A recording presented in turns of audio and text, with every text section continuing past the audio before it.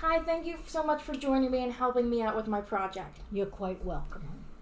Alright, so let's just start off by asking, do you consent to being filmed and agree to the principles outlined in the release, informed consent, and copyright assignment form? Yes, I do. And can you give me your name and birth date? Sure. My name is Geraldine Edna Lyons. My date of birth is 9/2/39. Alright, let's go ahead and get started. What is your interpretation of social justice? My interpretation of social justice is, in a way, like we all start out equal when we're born. Mm-hmm. We have no money, no political pull or anything like that. And then as we get older, some people use their wealth or political pull to try and squash you.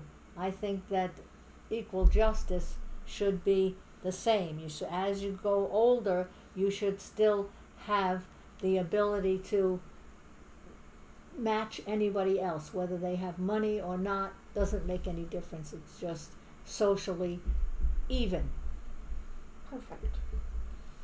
Okay, so let's go ahead and find out what are your connections to the U.S. Armed Forces. Okay. And I know that you have notes just so that you don't miss anything. Right. So you can go ahead. Okay.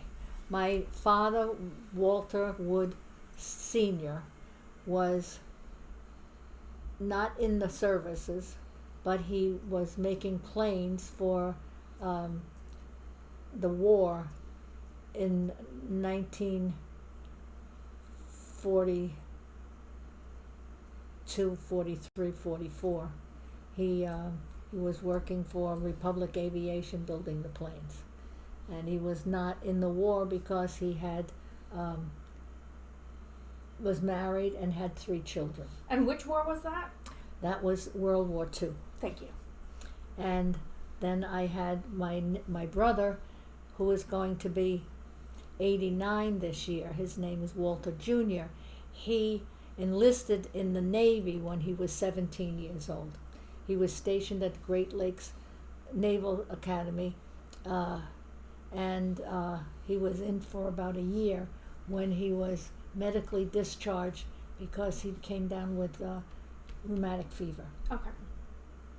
Then my nephew, Walter III, was enlisted in the Marines in 1972, and he was stationed at Cherry Point in North Carolina, and then towards the end of his term as a Marine, he was sent to Da Nang, North Vietnam, for about 4 months, and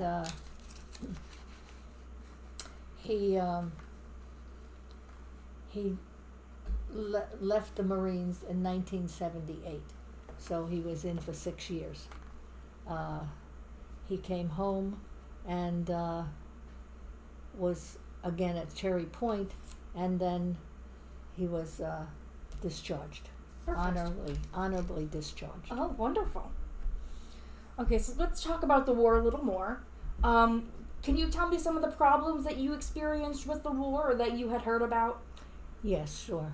I found that most people were against the war in Vietnam. They felt it was unnecessary. They felt it was a political war more than anything else. We were not being threatened by them coming over here to the United States, and it was more that the people did not like it, but the politicians wanted it, so it was kind of like a political war. Right. And most people found it distasteful. Right, okay. Excuse me. So what were the effects of the war and its problems? Okay.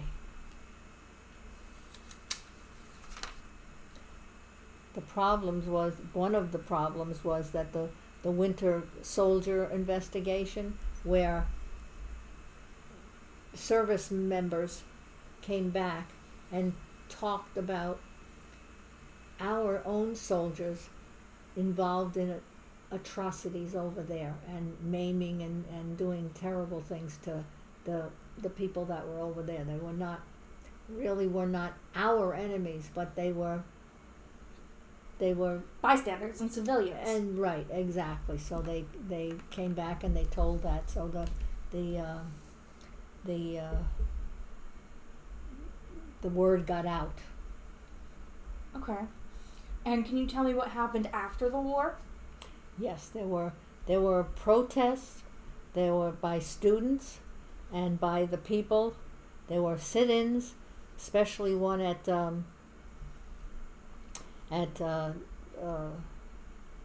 Kent University, Kent State University, and they had to they called in. They didn't have to.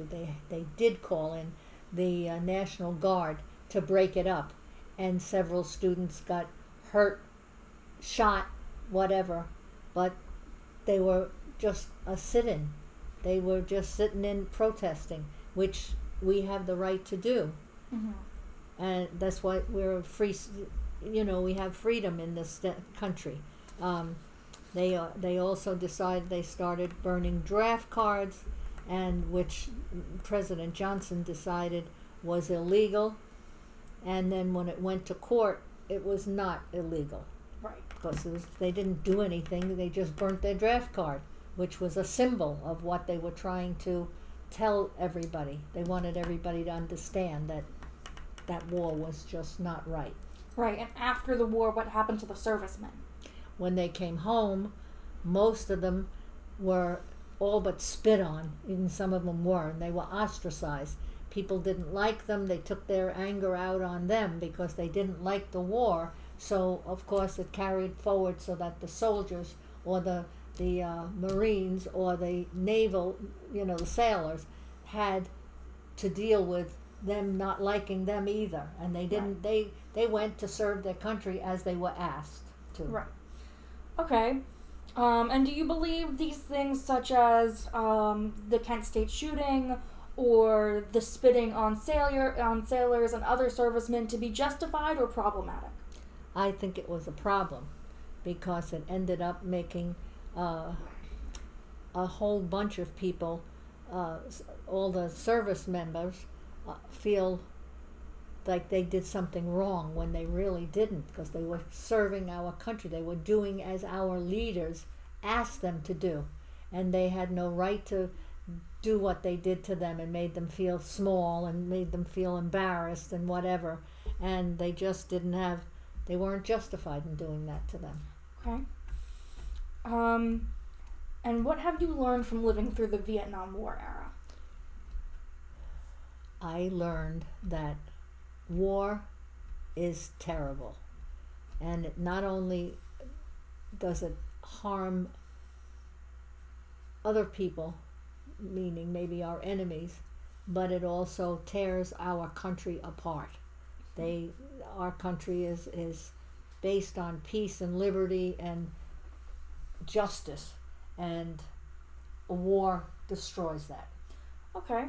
And is there anything that we missed that you'd like to add? No, not really. Just I hope that we never have to see another war.